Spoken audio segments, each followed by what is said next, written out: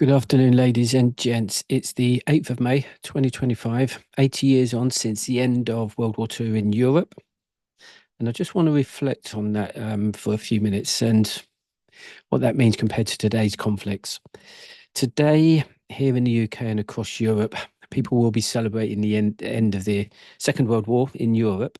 And I just want to take this opportunity and just take a minute to remember the sacrifices so many men and women made, for this country here in the UK and other countries. World War II, a global conflict from 1939 to 1945, pitted the Axis powers, that being Germany, Italy, and Japan, against the Allies, which would have been France, Britain, the United States, the Soviet Union, and also China. The war began with Germany's invasion of Poland and escalated into a widespread global conflict, resulting in millions of deaths and devastating destruction across the world. If you or we are going to try and fully understand war, conflict, and everything else that comes with it, especially on a global scale, we must understand and take note of history, as it sometimes has, has that nasty sort of habit of repeating itself. The period leading up to World War II was marked by rising tensions in Europe and Asia, driven by aggressive nationalism, if that's what you want to call it, economic instability, and unresolved issues from back in World War One, actually. So key events included the rise of Adolf Hitler and the Nazi Party in Germany, the Treaty of Versailles, which imposed harsh terms on Germany, and Japan's expansionist policies in Asia. But in short, with the run up to World War II, there was post World War One instability. So there was the rise of Hitler and the Nazi Party, appeasement, German expansion. There was the Rhineland occupation. There was Nazi, Soviet pact. Then there was the invasion of Poland and also the Japanese expansion, just to name a few. Guys, this is going to be a short session. I'm just going to throw up some slides. This is going to be fairly quick compared to anything else. So I'm just going to rattle through it quickly. But we're talking about since World War II, we've not seen a conflict as being seen today on this scale in terms of global tensions. Yes, we've seen smaller isolated wars, whether that be the Korean War, Falklands War, Gulf War, the Bosnian War. What else? We got the war in Afghanistan, the Iraq War, and then also the Syrian conflict, Ukraine conflict, and Yemen conflicts of 2014, just to name a few. And those are really sort of smaller wars seen over the last 75 years. However, what we're seeing today is different. And to explain what we're talking about here, let's just quickly look at World War II pre-war actions. I mentioned post-World War One instability. Now, I don't think we've seen the same here over the last 86 years. Yes, we've seen instability, of course, but that's just life. However, I just want to mention the Cold War quickly, because I think it's significant to rising sort of instabilities being, I would say, seen since the Cold War, which ended in the 1990s. Certainly tensions being seen during the 50-year Cold War, such as there were proxy wars with the likes of Korea, Vietnam, and many others. There was also the arms race. There was espionage and propaganda and economic competition. However, I just want to focus on the end of the Cold War just for a minute. The Cold War ended in the early 1990s with the collapse of the Soviet Union. This was preceded by political and economic reforms in the Soviet Union, as well as revolutions in Eastern Europe. Then we had the fall of the Berlin Wall, which was it back in 1989, and the dissolving of the Soviet Union into independent republics, which signaled the end of the Cold War. And that last piece, that last piece would have, this is only what I think, but that last piece that I've just said there, the independent republics, I think that was the start of it all in terms of the war in Ukraine. The fall of the Berlin Wall in 1989, I remember it. And as a result, the dissolving of the Soviet Union into independent republics signaled the end of the Cold War.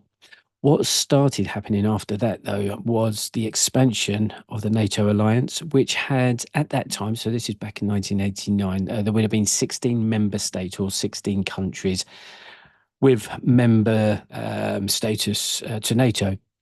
Now, during the Cold War, there were no formal treaties explicitly limiting NATO's expansion into the Eastern European signed between Russia and NATO. So I know there was talk about, or there was complaints, probably a year or two ago when this all started sort of really getting into full swing. When I say this, I'm talking about the Ukraine war. And there were people out there sort of saying, well, NATO broke its promises and broke treaty agreements, saying that, we wouldn't expand eastwards, and we did, and things like that. Anyway, I'm just telling you that there was no formal treaties explicitly limiting NATO's expansion into the Eastern European, signed by either Russia and NATO. However, there were attempts to establish a framework for cooperation, such as the NATO-Russia Founded Act. I think it was a founded act in 1997.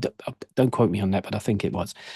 With no explicit treaties limiting NATO's expansion, there were perceptions of betrayal of agreements and a violation of the security architecture Russia, to be fair, they kind of helped create. And this led to Russia's concerns about NATO sort of eastward expansion, particularly the addition of countries that were formerly part of the Soviet Union. So since 1989, NATO has doubled its member state to 32 countries.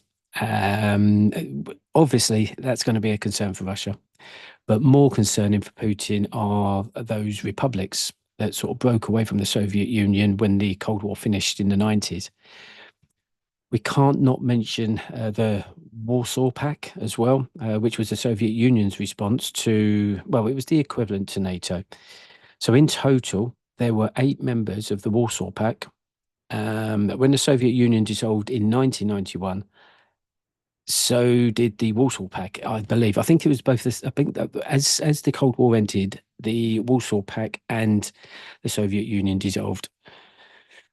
There are 3 countries of those 15 republics that joined NATO back in 2004.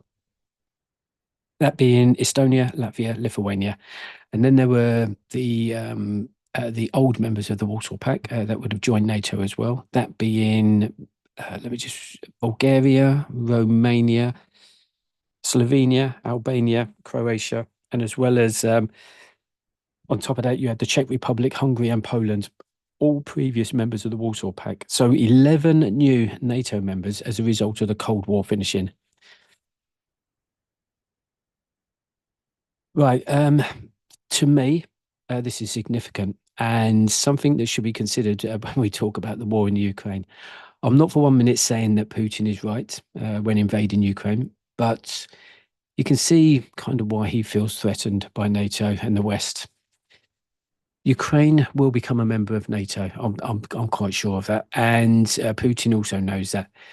Ukraine have been requesting to join NATO since the early 2000s. President Kuchma and Viktor Yushchenko, and now obviously President Zelensky, trying to accelerate this application for obvious reasons. But Putin, I believe, is going to do everything in his power to stop that from happening. When I say stop that, I mean the Ukraine joining NATO, but I think it's kind of on the cards. And quite frankly, he is actually succeeding at the moment. So taking Crimea in 2014 and now advancing westwards into Ukraine after successfully taking, I think it's around about 20% of Ukraine's territory, albeit it's taken him over 3 years to get there instead of the predicted 4 weeks to achieve his special operation. However, he's doing it, so he's making gains. What we're talking about here are pre-war instabilities. Putin's aggressive foreign policy goals. It's too early for sort of appeasements at the moment, I think. But Russia's expansion into Ukraine, and like the Rhineland occupation, Russia are sort of annexing territory. Then there was the invasion of Poland on the 1st of September 1939, which marked the start of World War II. Just something to take note of here. You may not be aware of this. Putin's Russian troops went into Crimea on the 24th of February 2014. And exactly 8 years later, on the 24th of February 2022, Russia again rolls across the Ukrainian border to invade. So you can imagine, you can imagine Russia invading Poland again 86 years later on the 1st of September this year to mark the start of World War III. I'm not saying that, but I'm just saying it was just, 8 years later to the day he crosses the border. But I've been saying that World War III started on the 24th of February 2022 when the Russians went into Ukraine. But to be fair, war was not being officially declared yet by either side. Britain in 1939 was not adequately prepared to sort of fight a major conflict, and it would have taken time to match the sheer size and the achievements of the German forces. But by appeasing Hitler back in September 1938, giving him what he wants, basically, this bought the UK another 12 months to prepare for the war. Following the declaration in September 1939, that's the declaration of war, the next 6 months were sort of known as what they call a phony war. There's no military action actually took place, giving Britain some more time to prepare. But with NATO, what they should have been doing since 2014, this is what I think they should have been doing. If the threat was there, then you've got to assume that it's there as time's gone on. But since 2014, what they should have been doing is preparing for war against Russia, and would have no doubt sort of been the NATO would have been in a lot better position than what they are today. So, when you talk about and you hear about Trump's administration having to kick everyone's ass into sort of touch when talking about military spending on their military and defense, it's not that it's too late, but that should have been done a long, long time ago. Right, quickly, let's just get through this. We're nearly there. I would love to speak to one of the very people left in the UK or anywhere actually that experienced World War II and ask them, what they thought of the world today. There's discussions today, certainly with, the coverage of VE Day 80 years on. They're talking about whether or not people here in the UK would fight in a war or not. A stupid question, to be honest with you, because 99% of them have never experienced war. They don't understand what it means and what it would mean to them and their families if the UK actually went to war. This is a question we should be asking sort of people when war against the United Kingdom has actually been declared. And I'm still not sure whether, that would sort of sink in either. If you ask anyone on the streets of the UK, is Britain ready for war? You're going to find that most of them will say no. The army is too small, or we no longer have the advanced equipment to support those troops, nor the technology to defend the country. And I'm sure the list will go on based on what they kind of listen to in mainstream. And if you ask people of the UK whether or not they would fight in the war, most of them right now would say no. Why should I fight for this shitty government? What have they ever done for me? Look at the state of the country, and the stupid list goes on. But sadly, until those bombs start dropping on our streets, the bubbles will remain on people's heads. It's a defense and coping mechanism, to be honest with you, just to make those individuals feel safe, I suppose. But ignorance is a dangerous trait, certainly during these sort of testing times. Right. I'm just gonna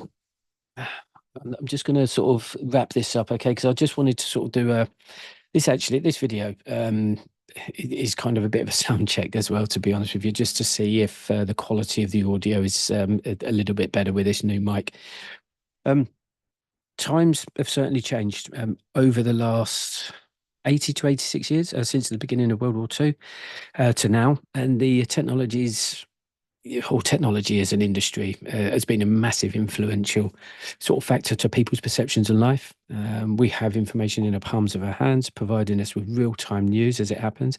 And of course, with that comes a world of bullshit in our palms to, I don't know, cloud and mask real life. I'm not going to go down I'm not going to go down that rabbit hole because I'm always moaning on about it. If you've seen any of the videos, I tend to sort of get sidetracked, and that's where I end up. But in summary, I felt today is probably one of the only days we'll be able to get away with talking about war and conflict without hurting too many people's feelings. For anyone living in the UK and across Europe, we need to be paying attention to what's happening in Ukraine. And people should have been at this party when it started 2022. For those of you living in or near to, or actually, if you have family and ties in Asia, that being China, Korea, or wherever, you should also be taking note of the tensions brewing up in the in the Far East.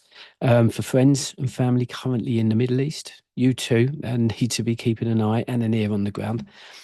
And for our American friends across the pond, this is a difficult one to work out what's happening there. But I'm here in the UK, so I don't know. But for you guys, you guys, I think, need to be scanning what's going on closer to home. I think because I see internal issues happening over there, and that includes attacks on your homeland by the enemy within. I think you guys are going to see something along the lines of a terrorist attack on the scale, probably bigger than the Twin Towers, sadly.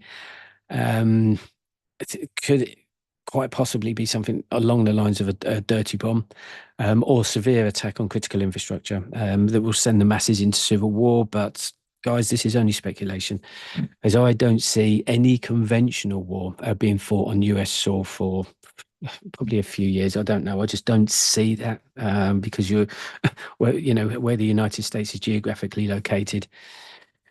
Just before I finish, though, I see the downturn in the economies around the world. Hopefully, you guys are seeing all of this as well. But the cost of living crisis, the height prices, along with the job losses and possible food shortages, which seems to be cropping up now. And not forgetting the ongoing trade wars evolving around the world, a way for the government to, I don't know, possibly prepare its people for war. Who knows? Kind of weaken the nation. Although it doesn't weaken them, it actually strengthens them, makes them sort of resilient, gets them to sort of, well, listen, if the prices are going up in the cost of living, then all of a sudden you're starting to drop into survival mode, it's going to make you more resilient. The mention of emergency preparedness booklets, 72-hour emergency packs, bunkers and shelters, cyber attacks, sabotage, electronic warfare being waged against us as we speak, when I say us, in the UK, on critical infrastructure. Countries on warfare's, the constant movement of military assets strategically positioned all over the world, just to make it easier for governments to roll out their war footing plans, I suppose. You've got the billionaires who will keep the war machine funded, whilst the likes of you and I will have to keep that engine going. We will come together when the shit hits the fan. In terms of war declaration, that is. We will be off to fight if we feel, for 1 minute that our families are in danger and not being protected. And for some of us across Europe, they will have no choice but to go and fight for their country. That's just it. For anyone who thinks that they're not going to be doing that, or no, that's not for me and stuff like that, just wait. And I'm not wishing this upon anyone. But if your country falls into war mode, you'll understand all of this. Guys, I just wanted to get this out there today because it's a topic of conversation and we should be made aware of that. World wars are not new events. We've already had two of them in the space of 110 years, amongst a large handful of other, let's say, smaller wars and conflicts. I'm in the process of revamping this channel Some of you might be pleased to hear, although I'm kind of getting the information out there, to some of you. It's poor quality in parts. That needs to be addressing. So that's what I'm kind of doing. Remember though, guys, I'm not here to entertain anyone. I just hate this subject and the threats discussed seriously. And I believe that it's happening and it's on its way to our shores here in the UK. But that's only my belief, guys. What do I know? I've said it in other videos. I don't work for the government, thankfully. Intelligence and no longer in the forces. But I think it's on its way, whatever that is. I also believe that the UK could be hit with a ballistic missile launched from a submarine off the coastline somewhere in the UK. And I want to do everything in my power to make sure my family are safe and comfortable as possible during any shitty times many of us could find ourselves up against. And with that mindset and belief, I don't have time to mess about with the channel too much. But I will make some changes to ensure that the quality of the information being published is sort of tidied up a little. So that's it. Just a quick mention. I had a viewer tell me that the quality of the sound on the videos isn't that great. Maybe not as clear as it could be, and overall sort of audio could be improved. So with that, I've invested in a proper mic, and hopefully this improves the sound quality. I just need to sort of work on the presentation. Guys, I'll throw up these slides and stuff like that.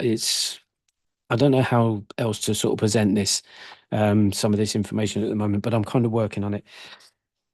But again, guys, I'm not here to entertain anyone on this subject of conversation in any way, shape, or form. It's just too serious for all of that YouTube sort of, all of that YouTube bollocks.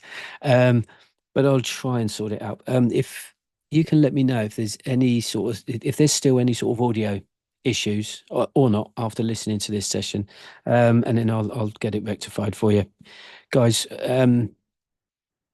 Get yourselves out there for a walk, get some fresh air, a little bit of exercise now the weather's getting a bit better. Well, it is in the UK. So no excuses, and just keep an ear to the ground, making sure that you're, just keeping on top of what's going on around you and around the rest of the world. And I don't mean, the UK making trade deals with India and the US, or I don't know, debates on the winter fuel bills or the blood infection scandal or such like.